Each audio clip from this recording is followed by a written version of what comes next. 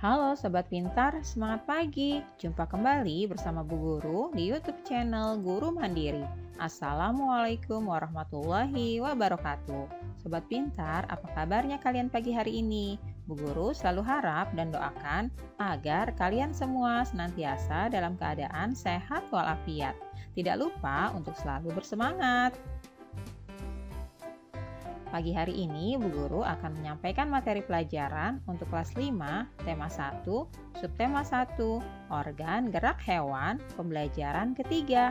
Namun sebelum kita mulai, marilah kita awali pembelajaran kita pagi hari ini dengan pembacaan doa terlebih dahulu, agar kita semua senantiasa diberikan kesehatan dan juga kemudahan untuk memahami materi pelajaran yang akan Bu Guru sampaikan pada pagi hari ini. Adapun tujuan pembelajaran kita hari ini, yang pertama, siswa dapat menerapkan nilai-nilai yang terkandung pada sila Pancasila dalam kehidupan sehari-hari. Yang kedua, siswa dapat memahami kondisi geografis wilayah negara Indonesia. Anak-anak, kalian masih ingat pada pembelajaran sebelumnya ada Edo yang sedang bermain di kandang kelinci milik Pak Rudi. Nah, selesai bermain, Pak Rudi mengajak Edo mengumpulkan air seni kelinci. Air seni kelinci tersebut oleh Pak Rudi disalurkan melalui saluran-saluran air dan dikumpulkan ke dalam satu wadah penampungan. Edo berkata kepada Pak Rudi, "Ih, bau sekali, Pak." Benar Edo, meskipun bau, tetapi air seni kelinci ini sangat baik digunakan sebagai bahan pupuk cair organik untuk tanaman. Sayuran akan tumbuh dengan subur, tanaman buah akan cepat berbuah, dan tanaman bunga akan cepat berbunga. Jawab Pak Rudi. Tiba-tiba, Pak Eko datang ke kandang kelinci. Pak Eko meminta air seni kelinci milik Pak Rudi untuk memupuk sayuran di belakang rumahnya. Dengan ikhlas, Pak Rudi pun memberikan sebagian air seni kelinci tersebut kepada Pak Eko. Melihat hal tersebut, Edo bertanya, "Pak, kenapa air seni kelinci itu diberikan kepada Pak Eko? Kan sayang, Pak," tanya Edo penasaran.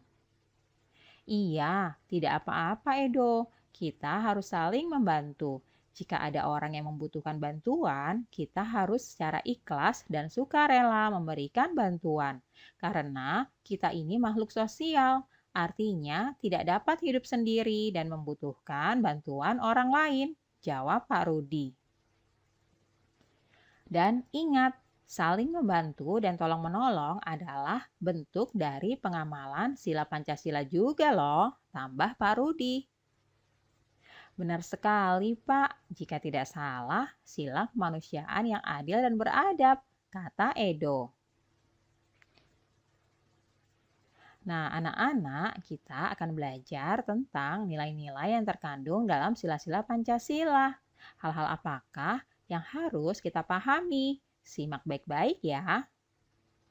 Nilai-nilai Pancasila perlu kita kembangkan dalam kehidupan sosial budaya agar tercipta suasana yang tenang, sejahtera, damai, dan aman. Lambang negara Indonesia adalah Garuda Pancasila. Pada bagian tengah burung Garuda terdapat perisai yang berisi lambang sila Pancasila. Ayo coba kalian perhatikan ya. Apakah kalian masih ingat apa saja lambang tersebut dan bagaimana bunyi dari sila Pancasila? Nah, apa sih pengamalan sila Pancasila itu? Pengamalan sila Pancasila artinya penerapan nilai-nilai Pancasila dalam kehidupan sehari-hari. Berikut ini adalah nilai-nilai yang terkandung dalam sila-sila Pancasila. Yang pertama, sila ketuhanan yang Maha Esa. Nilai-nilai yang terkandung diantaranya saling menghormati dan bekerja sama antar pemeluk agama yang berbeda-beda. Selanjutnya, tidak boleh memaksakan suatu agama dan kepercayaan kepada orang lain. Yang ketiga, harus saling menghormati kebebasan dalam menjalankan ibadah. Itulah nilai-nilai yang terkandung dalam sila yang pertama. Selanjutnya adalah nilai yang terkandung dalam sila kedua, kemanusiaan yang adil dan beradab. Yang pertama, mengembangkan rasa saling mencintai sesama manusia. Yang kedua, mengembangkan sikap tenggang rasa. Yang ketiga, menjunjung tinggi nilai-nilai kemanusiaan. Yang keempat, gemar melakukan kegiatan kemanusiaan. Dan yang kelima, berani menegakkan kebenaran dan keadilan. Selanjutnya, nilai yang terkandung pada sila ketiga, yaitu Persatuan Indonesia. Di antaranya, menjaga persatuan dan kesatuan negara Republik Indonesia. Yang kedua, menerapkan sikap cinta tanah air, rela berkorban demi bangsa dan negara.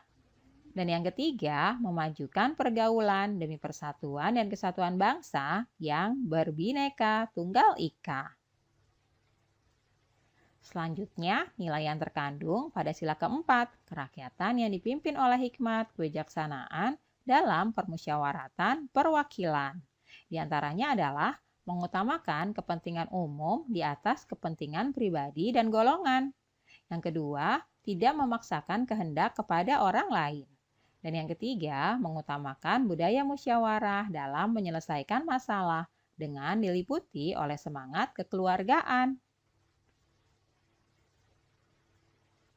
Selanjutnya, nilai yang terkandung pada sila kelima, keadilan sosial bagi seluruh rakyat Indonesia. Di antaranya, menghindarkan diri dari sifat pemborosan. Yang kedua, bekerja keras dan menghargai hasil kerja keras orang lain. Yang ketiga, mengembangkan sikap adil terhadap sesama.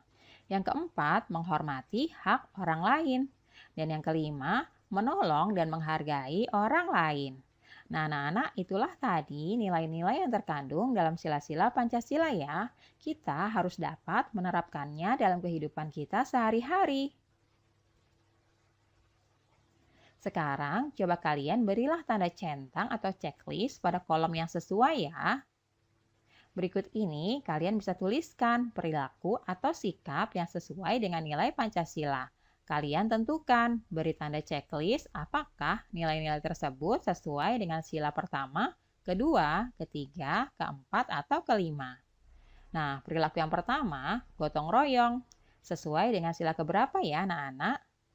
Ya, benar sekali. Gotong royong ini adalah sikap atau perilaku yang sesuai dengan sila ketiga. Oleh karena itu, kita beri tanda checklist di kolom berikut ini ya. Selanjutnya, perilaku yang kedua, rajin beribadah. Nah, perilaku rajin beribadah ini sesuai dengan sila keberapa anak-anak? Ya, tepat. Sila pertama. Kita beri tanda checklist di kolom ini ya. Perilaku yang ketiga, melaksanakan hasil keputusan musyawarah secara bertanggung jawab. Nah, siapa yang tahu perilaku ini sesuai dengan sila keberapa anak-anak?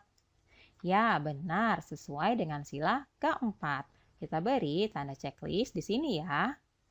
Berikutnya adalah tidak membeda-bedakan antara yang kaya dengan yang miskin. Nah, anak-anak siapa yang tahu perilaku ini sesuai dengan sila keberapa? Ya, benar sekali. Perilaku ini sesuai dengan sila Pancasila yang kelima. Kita beri tanda checklist di sini ya. Dan yang terakhir, perilaku memberikan kesempatan kepada orang tua untuk duduk ketika berada di angkutan umum.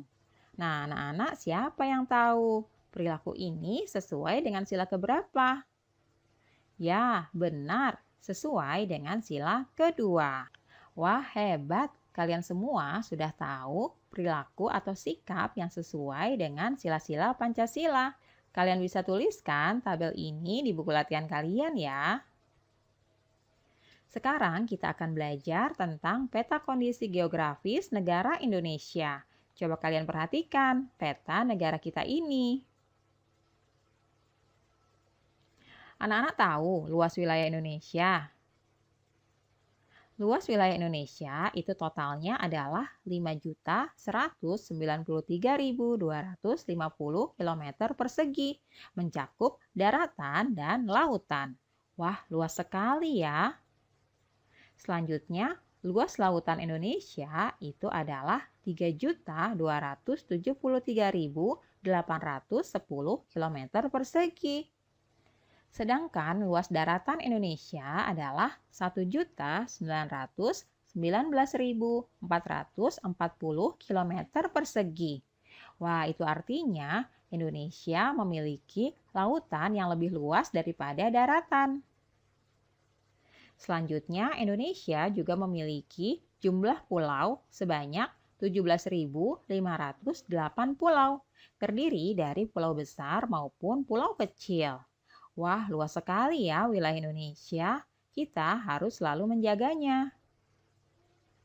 Selanjutnya, kita akan belajar tentang letak geografis Indonesia. Siapa yang tahu apa yang dimaksud dengan letak geografis?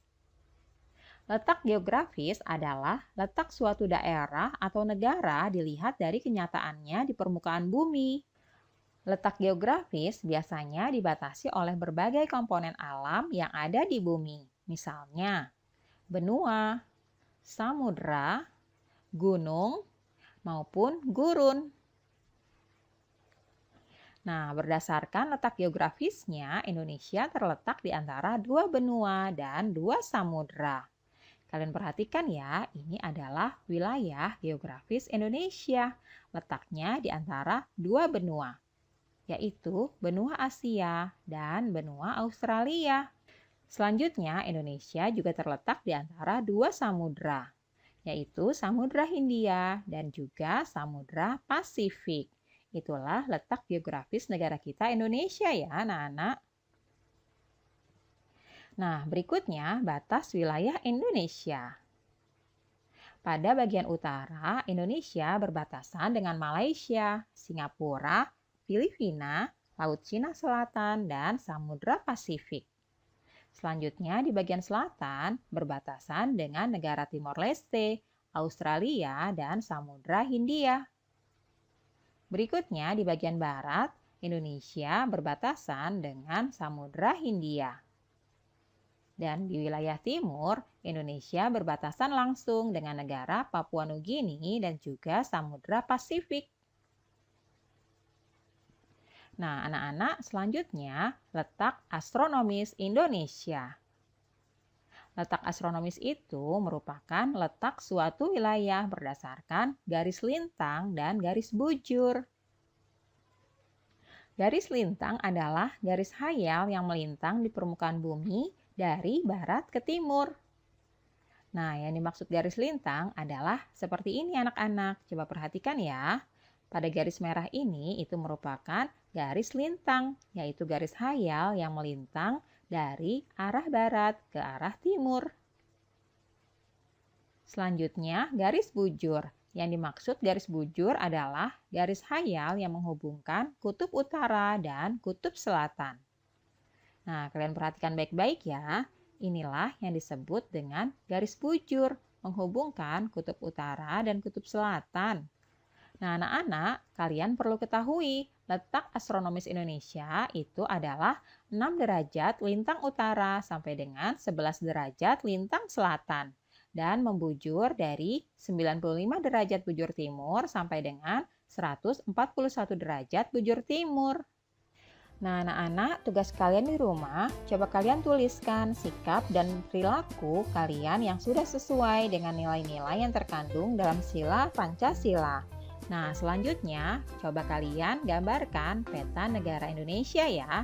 Kalian buat latihan tersebut di buku kalian dengan rapi. Nah, anak-anak, alhamdulillah pembelajaran hari ini sudah selesai. Terima kasih sudah menyaksikan video pembelajaran pada pagi hari ini. Sampai jumpa lagi pada video pembelajaran selanjutnya ya. Salam sehat dan tetap semangat. Wassalamualaikum warahmatullahi wabarakatuh.